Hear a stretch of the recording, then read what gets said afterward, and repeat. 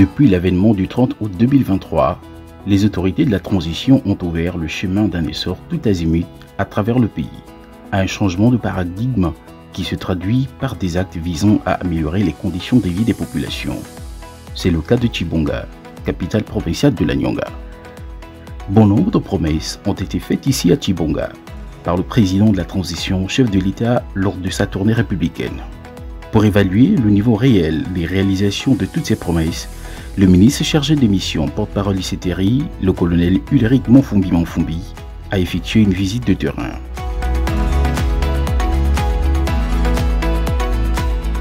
Au lycée Nazer Boulingi Kumba, le membre du gouvernement a remis un important don de matériel. Ce sont des promesses que le président de la transition, président de la République, chef de l'État, a eu à faire aux différents établissements de la province de la Nyanga.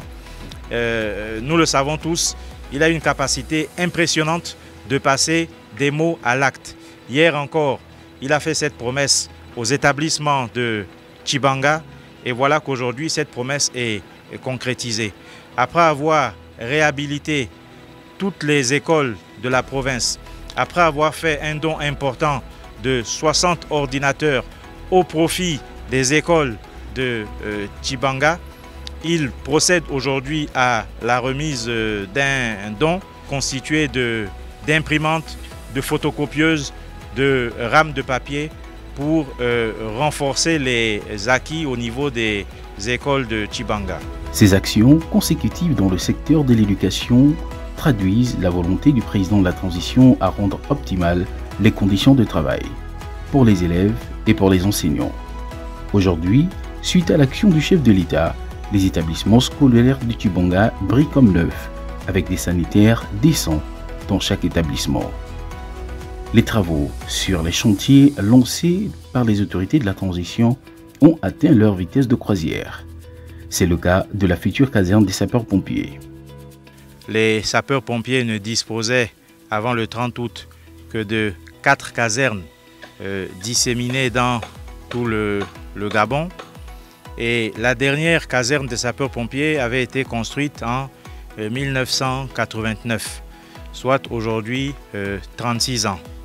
Depuis le 30 août, nous assistons à une multiplication au niveau des chantiers concernant les casernes des sapeurs-pompiers. 9 casernes sont en construction actuellement dans tout le pays. 3 casernes ont déjà été livrées au niveau de Libreville, à savoir Akanda, Nzanyon et Bikele.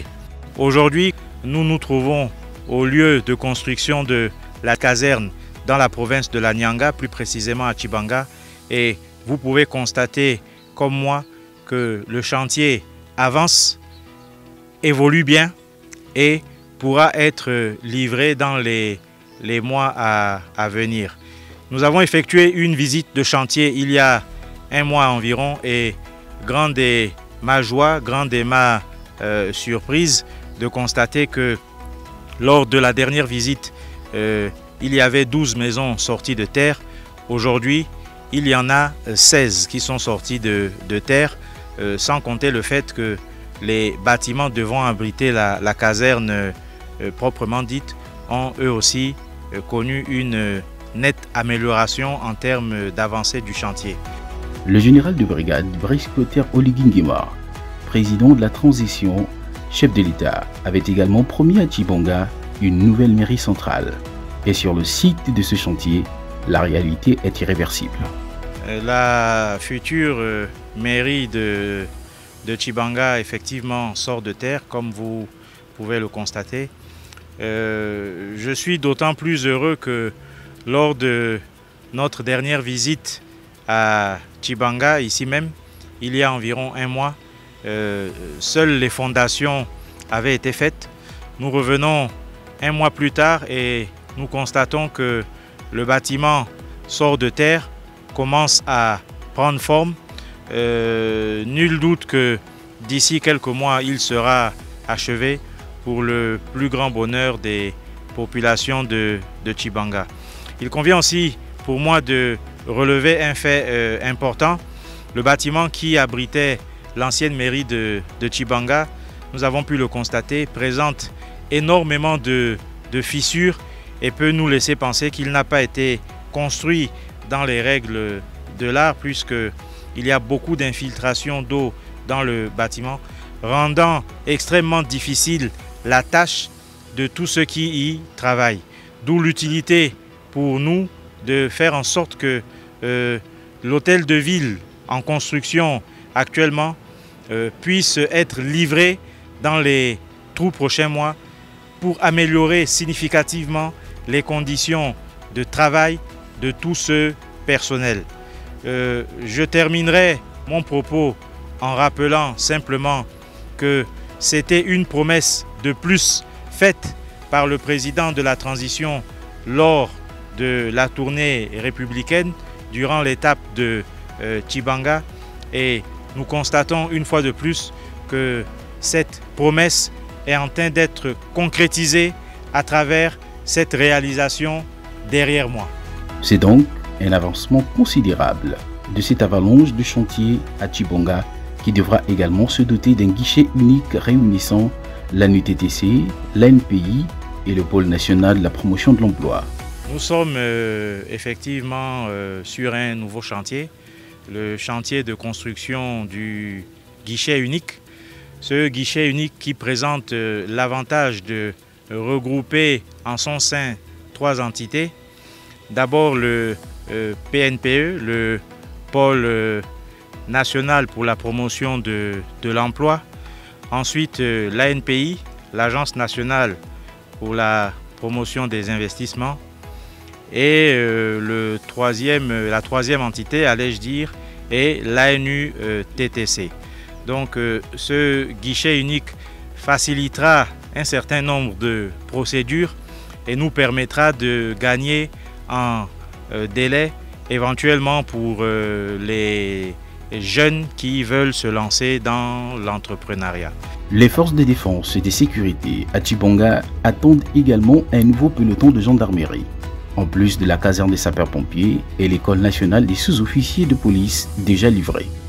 Nous sommes présentement au niveau de la caserne de gendarmerie, une caserne vieille d'un peu plus de 40 ans, qui n'a pas connu de réhabilitation depuis tout ce temps. Et vous voyez donc comme moi que 10 maisons doivent sortir de terre ici. 5 ont commencé à sortir de terre avec la construction d'une nouvelle brigade de gendarmerie. Cette réalisation s'inscrit dans le cadre de la volonté du président de la transition, président de la République, chef de l'État, le général de brigade Brice Clotaire Oligui Nguema, d'améliorer les conditions de vie et de travail de tous les personnels des forces de défense et de sécurité, sans exception aucune. À la suite de ces chantiers en plein essor, d'autres ont été lancés en présence du ministre Ulrich Monfumbi. C'est le cas des travaux de réhabilitation du pont de Mugusi qui s'est écroulé depuis plusieurs mois. Aussitôt informé, le président de la transition a dépêché sur place la société chinoise Covec, dont l'expertise en construction de ponts est avérée dans la province. Nous sommes, comme vous pouvez le constater, au niveau du pont Muguti. Ce pont situé dans la Nyanga qui a cédé il y a plusieurs mois maintenant. Et l'information a été bien sûr remontée au niveau de la plus haute autorité, le président de la transition, président de la République, chef de l'État, qui a tout de suite dépêché la société Covec, qui est commise à la tâche pour pouvoir réhabiliter ce pont, parce qu'il revêt une importance stratégique pour les populations de la Nyanga. Il méritait donc que ce problème soit solutionné le plus rapidement possible. Certes, ça a pris du temps, mais comme on le dit, mieux vaut tard que jamais. Plusieurs actions qui constituent des préalables doivent d'abord être mises en place. Il y a une action de la SEG qui doit permettre de faire dévier de la tuyauterie d'eau et un câble électrique. Il y a une action de la CNEE, qui elle aussi constitue un préalable, sans compter que la société, l'entreprise Covec doit installer une zone de stockage de matériel. Et nul doute que dans les prochains jours, la réhabilitation du pont en elle-même commencera. Pour le bonheur de la jeunesse ninoise, les travaux de construction du plateau sportif promis par le président de la transition ont également été lancés sur une superficie de 4000 m².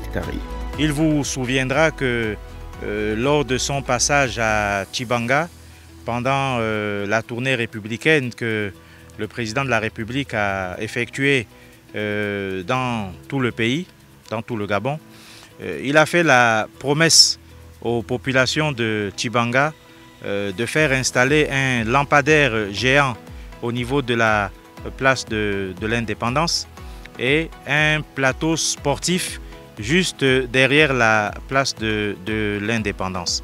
Il m'avait commis directement à la tâche. Le lampadaire géant a pu être installé les semaines qui ont suivi.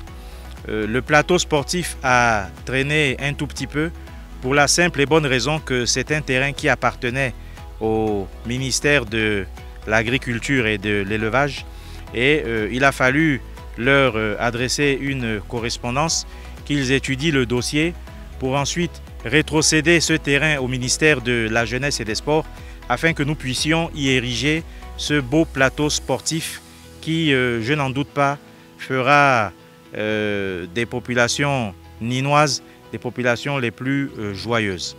Alors, nous sommes au lieu indiqué. Les travaux de terrassement ont commencé, comme vous pouvez le constater, et l'entreprise commise à la tâche, SpeedNet BTP, promet une réalisation en 4 mois maximum.